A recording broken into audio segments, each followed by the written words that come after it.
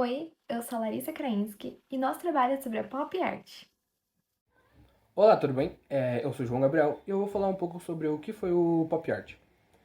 O pop art, então, ele foi um movimento artístico que teve início nos anos 50, inicialmente na Inglaterra e Estados Unidos, como uma forma de reação ao expressionismo abstrato. O termo é uma abreviatura do popular art, dada pelo crítico inglês Lawrence Alloway, ao caracterizar aquela arte que se iniciava com destaque, principalmente na publicidade, anúncios e revistas. Ao contrário do que muitos pensam, o pop art não significava manifestações artísticas realizadas pelas classes mais populares da sociedade, e sim uma interpretação por parte dos artistas sobre a cultura popular. Para isso, eles utilizavam elementos da cultura e de massa para criticar a sociedade consumista que começava a crescer naquele período. O pop art também ele deixou um importante legado até os dias atuais e pode ser visto, por exemplo, no grafismo, design, quadrinhos e também na moda. E ele também já foi, inclusive, inspiração para grandes grifes como Tom Ford, Prada, Valentino, Kenzo, entre outras marcas. Características: uso de imagens da cultura popular nos anúncios publicitários, histórias em quadrinhos, desenhos de revistas, fotografias, latas de refrigerante, embalagens de alimentos, e entre outros. Eram as bases para as criações artísticas do pop art. A repetição de uma mesma imagem várias vezes em cores diferentes, vivas e inusitadas, era outra marca desse estilo artístico, que tentava dar um bom irônico às mensagens transmitidas pelas obras. Também destacavam-se como as principais características: mistura de pintura e objetos reais na composição da obra, uso da técnica screen ou serigrafia, consiste na impressão de um texto ou uma figura em uma superfície com tinta vazada, obras com temas como sociedade de consumo, fama, sexualidade e industrialização. Pop art e o consumismo. Com uma crítica ao consumismo e à sociedade do consumo, os artistas da pop art passaram a usar signos estéticos massificados da publicidade e do consumo como forma de arte.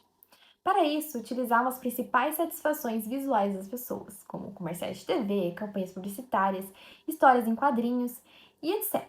Para aproximar ali justamente a arte e a vida comum. Entre os materiais artísticos usados, podemos citar a tinta acrílica, o poliéster e o látex. Pop art na Inglaterra e nos Estados Unidos.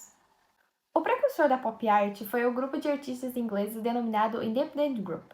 Fundado em 1952 no Instituto de Arte Contemporânea de Londres, esse grupo era formado pelos artistas Eduardo Palozzi, Lawrence Alloway, Rainer Byram, Smithson e Richard Hampton.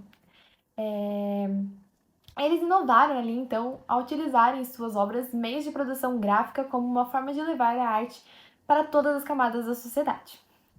O grupo se desfez lá em 1956 após a exibição da mostra This Is Tomorrow em Londres. Na ocasião, Richard Hampton apresentou a colagem O que exatamente torna os lares de hoje tão diferentes, tão atraentes, considerada uma das primeiras obras de pop art. Já nos Estados Unidos, diferente do que aconteceu na Inglaterra, os artistas começaram ali os trabalhos de pop art de maneira isolada, totalmente separados. E somente em 1963, aconteceram as primeiras exposições com as obras de arte que possuíam características desse movimento, a partir de material publicitário. E foram elas, a arte de 1963, o novo vocabulário e os novos realistas. Os artistas americanos que se destacam na pop art foram Andy Warhol, Roy Lichtenstein, Clay Oldenburg, Tom Wassman e além de Robert Washington, Jasper Johns e entre outros. Pop art no Brasil. O pop art chegou ao território brasileiro durante a ditadura militar no Brasil, nos anos 60, sendo muito utilizado como um instrumento crítico ao regime de opressão e insatisfação à censura. Os artistas usavam os materiais reutilizados em suas obras de arte para retratar a violência e os problemas sociais enfrentados pela população. Esse período foi marcado pela exposição Opinião 65, realizada no Museu de Arte Moderna do Rio de Janeiro, que contou com a participação de 17 artistas brasileiros e 13 de outros países. Essa mostra foi composta por obras que apresentavam características do pop art, além de um caráter pluralista que buscava dar a voz à juventude, que assumia um papel importante na resistência e oposição do regime militar. Principais artistas no Brasil e no mundo. Os principais nomes da pop art no Brasil e no mundo foram os seguintes. Andy Warhol, que nasceu em 1927 e morreu em 1987, ele foi pintor e cineasta norte-americano e é um dos mais conhecidos no pop art.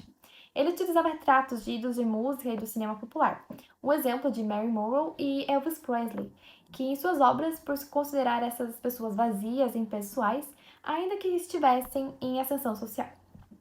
Ele também criticava o consumo em massa com imagens de garrafas de Coca-Cola, automóveis, latas de sopa, Campbell e entre outros. Robert Rauschenberg, ele nasceu em 1925 e morreu em 2008.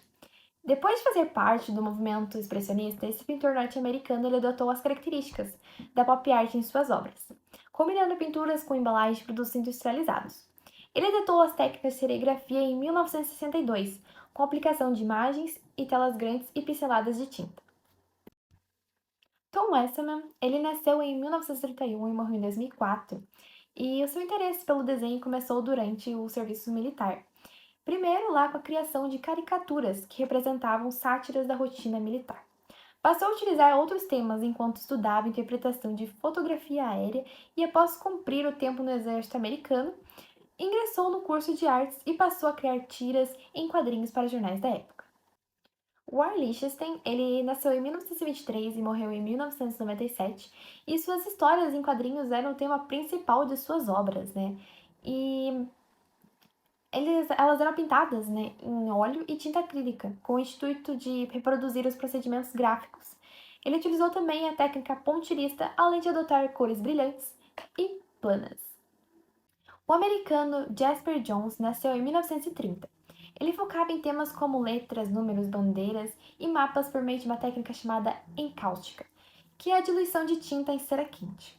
E a partir de 1958 passa a colocar objetos reais, como latas e escovas, em suas obras.